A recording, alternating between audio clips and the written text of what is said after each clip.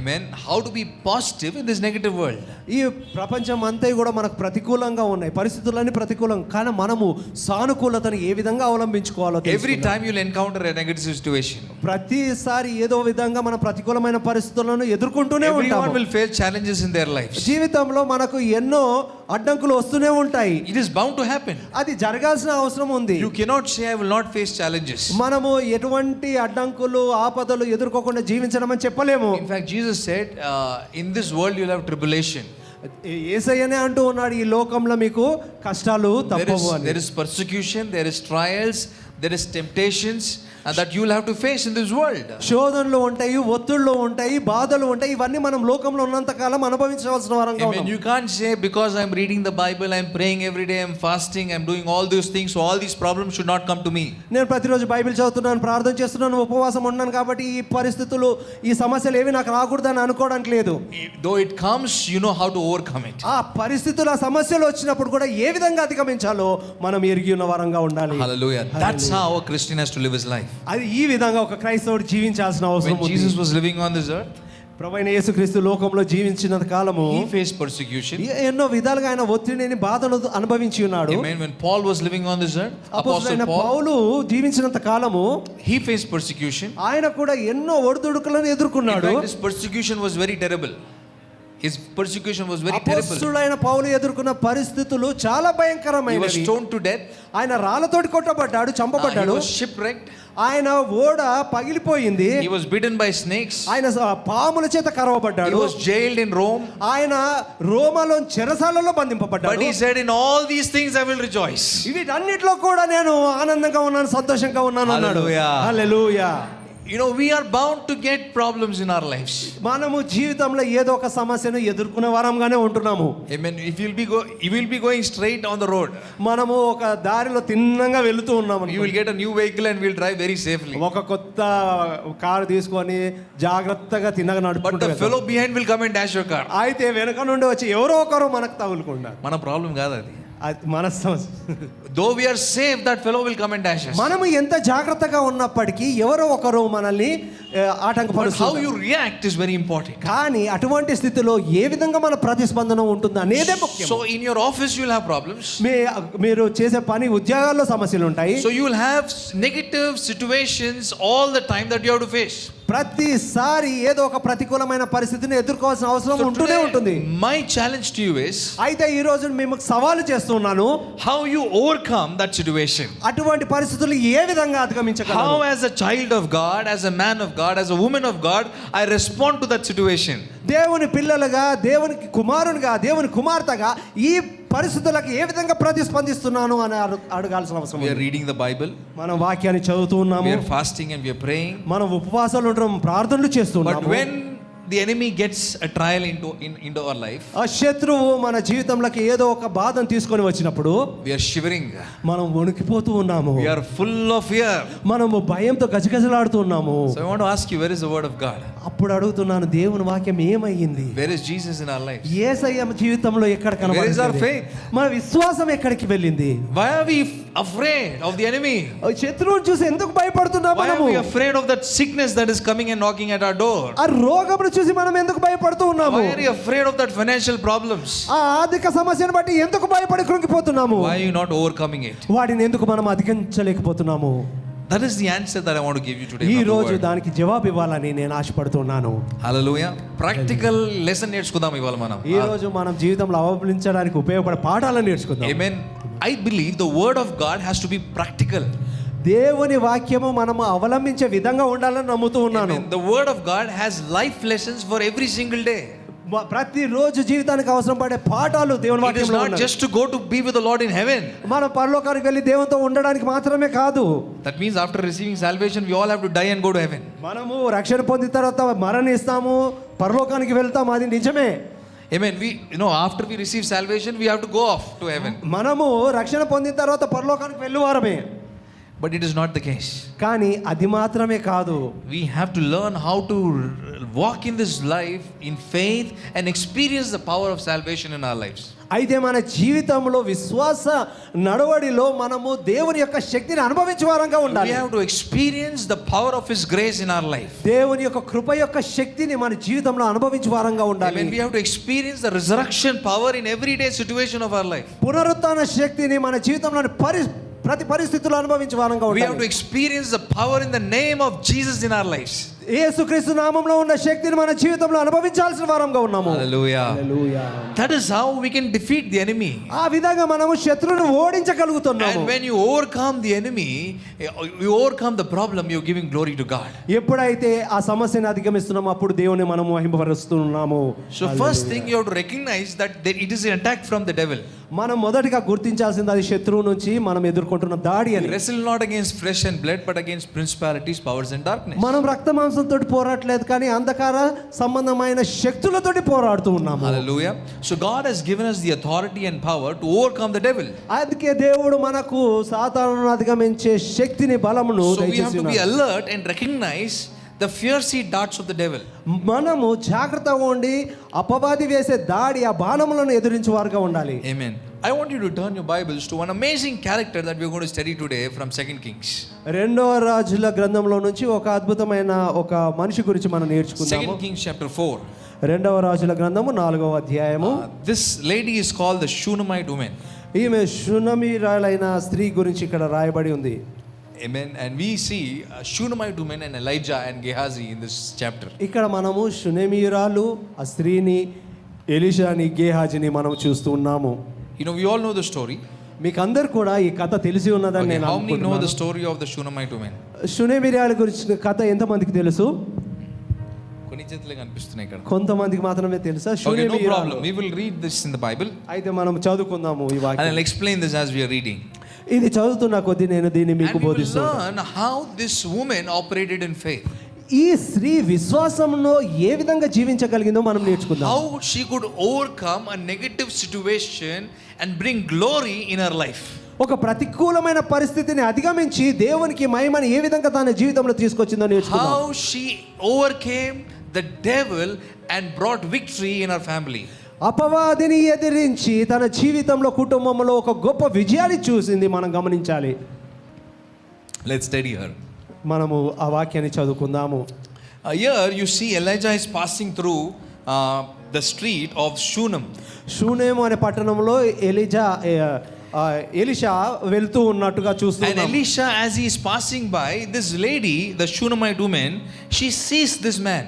ఈ షునేమిరాయలు ఎలీషా అలా వెళ్తూ ఉండగా చూసి And she says, please come and eat in our house. అయితే అయ్యా మీరు మా ఇంట్లోకి వచ్చి మాతో భోజనం చేయమని ఆయనని Verse ఆహ్వానించింది. number 8 says that she is a great woman. ఆ 8వ వచనంలో మనం చూసుకుంటే ఆమె గనురాలైన ఒక స్త్రీ అని చెప్పబడుతూ If ఉంది. you see the Amplified Bible, it says she was a woman with power and riches. అయితే దీని ఇంకో తర్జుమాలో చూసుకున్నట్టయితే ఆమె బలము గలది, శక్తి గలది, గొప్ప ఆస్తి గలది అని She was a చెప్పబడుతుంది. rich woman. ఆమె ఐశ్వర్యం కలిగిన స్త్రీ. So she's calling the prophet Elisha to her house to eat food. Elisha ప్రవక్తని తన ఇంటిలోకి వచ్చి భోజనం స్వీకరించమని ఆమె పిలుస్తూ ఉంది. And she constrained, that is what Bible says. ఆమె అతన్ని ఒత్తిడి చేసిందని That బైబిల్లో means మనం Elisha was చదువుతాం. going by, but she requested, come and eat food in my house. ఆమె ఎంతగానో ప్రవక్తని బలవంతం పెట్టి నా ఇంట్లోకి వచ్చి భోజనం చేయమని And చెప్తూ then not ఉంది. only that, she told her husband that we have to construct a house for the prophet. అంతగానే కాదు, తన భర్తతో ఎలీషా ప్రవక్త గురించి ఒక గదిని కట్టాలని కూడా ప్రోత్సహించింది. Hallelujah. Hallelujah. Amen. That means she wanted to honor the prophet of God. దేవుని యొక్క ప్రవక్తను ఘనపరచాలని ఆమె She ఆశపడుతుంది. wanted to honor the presence of God in her life. దేవుని యొక్క సన్నిధిని ఆమె జీవితంలో ఘనపరచాలని ఆశపడుతుంది. She recognized the man of God. ఆమె దేవుని యొక్క ఒక మనుషుని ఆమె Look at గుర్తించగలిగింది. verse number 9. 9వ వచనం మనం గమనించుకుందాము. చదవమ్మా. కాగా ఆమె తన పెనిమిటిని చూచి మన యొద్దకు వచ్చుచూ పోవుచున్నవాడు భక్తి గల దైవజనుడని నేను ఎరుగుదును. భక్తి గల దైవజనుడు. హల్లెలూయా. He is a holy man of God. ఆయన దేవుని యొక్క పరిశుద్ధమైన మనుషుడు And అని చెప్తుంది. he constantly goes our way. ఆయన మన ఎదురుగానే మన ఇంటి ముందు నుంచి ఎప్పుడు Verse వెళ్తూ number 10 ఉంటాడు. says, let us make a chamber, I pray thee, a wall, on the wall, and we will set a bed for him, a table and a stool for this man of God. 10వ వచనంలో కావున మనం అతని గోడ మీద ఒక చిన్న గదిని కట్టించి అందులో అతని కొరకు మంచము బల్ల పీట దీపస్తంభం నుంచుతాము అని చెప్తూ ఉంది. Hallelujah. That means she was willing to invest in the kingdom of God. ఆమె దేవుని రాజ్యములో కొంత వెచ్చించడానికి ఇష్టపడుతుంది. Amen. She was interested in sowing into the kingdom of God. దేవుని రాజ్యంలో విత్తడానికి ఆమె ఇష్టపడుతుంది. You know, every time we want to have a miracle, it's important to really sow a seed in the miracle that we need. మనము అద్భుతాలను చూడగోరినప్పుడు మనము కూడా విత్తువారముగా ఉండాలి. Not because we have to have a miracle we have to sow, మనకు అద్భుతం కావాలని మనం విత్తాల్సిన వారంగా లేము, but కానీ we have to sow with a willful heart. మనము ఇష్టపూర్వకంగా విత్తువారముగా We are ఉండాలి. honoring God, మనము దేవుని the గణపరచువారముగా God who gave us life. ఆ దేవుడు మనకు జీవితాన్ని ఇచ్చి I ఉన్నాడు. want to honor the man of God. దేవుని యొక్క మనిషిని I నేను want to గణపరచాలనుకుంటున్నాను. build this place for the man of God. దేవుని యొక్క మనుషునికి నేను ఈ గదిని కట్టాలనుకుంటున్నాను. See, look at her desire. ఆమె యొక్క కోరికను She గమనించి can invest that money in so many other things, ఆమె ఆ డబ్బును తీసుకొని ఇంకెక్కడైనా వాడుకోవచ్చు. but she's investing in the presence of God. అయితే ఆమె ఆ డబ్బుని దేవుని సన్నిధిలో విత్తుతూ ఉంది. So Elisha, when he was there in her house, she called her and said, what do you want? అయితే ఎలీషా ప్రవక్త ఆమె ఆ ఇంట్లో ఉన్నప్పుడు నీకేమి కావాలని ఆ స్త్రీని పిలిచి అడిగాడు. Do you want me to talk to kings?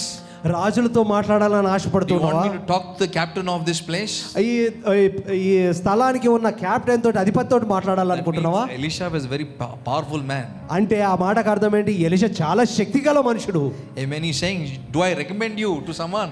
ఎవరికో ఒకరికి నేను నిన్ను రికమెండ్ చేయాలని అడుగుతూ ఉన్నాడు. Do I talk good about you all? నీ గురించి మంచి చెప్పాలని ఆశపడుతున్నావా I'm అంటున్నాడు. not interested in anything, she said. అయితే ఆమె అంటుంది ఇవన్నీ నాకు ఏమీ అవసరం లేదు I అంటుంది. don't want anything. I'm happy. నాకు ఉన్న దాంట్లో నేను సంతోషంగా ఉన్నా, నాకు ఇంకేమీ వద్దంటుంది. Look at her attitude.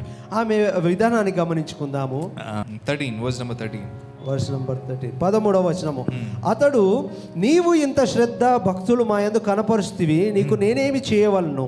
రాజుతోనైనను సైన్యాధిపతితోనైనను నిన్ను గూర్చి నేను మాట్లాడవలనని కోరుచున్నావని అడుగుమని గేహాజీకి ఆజ్ఞయ్యగా వాడు ఆ ప్రకారం ఆమెతో నేను అందుకామె నేను నా స్వజనులలో కాపురం ఉన్నాను. నేను Amen. I'm happy where I'm living. నేను ఎక్కడ జీవిస్తున్నాను అక్కడ That means సంతోషంగా she's ఉన్నాను. not desiring.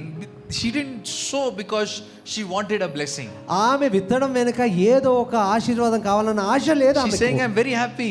నేను ఉన్న దాంట్లో సంతోషంగా ఉన్నానంటుంది. I'm very content. నేను తృప్తిగా ఉన్నానంటుంది. Hallelujah. Hallelujah. What a joyful person she is. ఎంత ఆనందభరితమైన But స్త్రీగా Gehazi ఉంది. tells Elisha, అయితే గేహాజీ ఎలీషాతో ఈ విధంగా అంటూ they ఉన్నాడు, don't have children. వారికి పిల్లలు లేరు అని. Her husband is very old. ఆమె భర్త చాలా వృద్ధుడై ఉన్నాడని చెప్తూ ఉన్నాడు. Then Elisha says, అప్పుడు ఎలీషా ప్రవక్త ఈ విధంగా అంటున్నాడు, next year by this time when I meet you, వచ్చే సంవత్సరం time. నేను కలుసుకో సంవత్సరం వరకు, next year by this time you'll have a child. ఈ సమయం వరకు నీకు ఒక కుమారుడు కలుగుతాడని Wow. చెప్తున్నాడు. Hallelujah. Hallelujah. Hallelujah. Hallelujah. How did a miracle happen? ఈ అద్భుతం ఏ విధంగా జరిగింది? And one more thing, the prophet spoke. ఒక మాట గమనించాలి, ప్రవక్త మాట్లాడుతూ ఉన్నాడు. He spoke the word of blessing on that woman. ఆ స్త్రీ పైన ఆశీర్వాద వచనము పలుకుతూ ఉన్నాడు. She can always have a doubt. ఆమెకి ఎప్పుడైనా కానీ అనుమానం రావచ్చు. She was telling, in fact, Elisha, do not lie to me that I will have a child.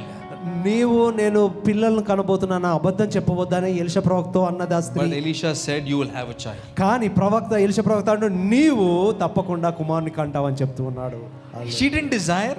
ఆమె కుమారుడు కావాలని ఆశపడలేదు. Maybe she had that desire in her heart, but she never expressed through her mouth. ఆమె హృదయంలో ఆ కోరిక ఉండవచ్చు, కానీ ఆమె ఎప్పుడు నోటి ద్వారా ఎవరికి చెప్పుకోలేదు.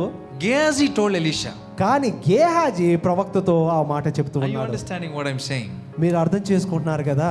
She never wanted that thing. ఆమె ఎప్పుడు కూడా నాకు ఇది కావాలి అని ఆమె But ఆశపడలేదు. the favor of God came to her house. అయితే ఆమె పైన దేవుని యొక్క కనికరము నిలబడింది. When you're serving the Lord, you have to serve with all your heart. దేవునికి పరిచర్య చేసినప్పుడు పూర్ణ హృదయంతో ఆయనని పరిచర్య చేయాలి. Amen. Not because God will bless me. దేవుడు మనల్ని ఏదో దీవిస్తాడని కాదు, ఆశతో కాదు. I see a lot of people serving this church also.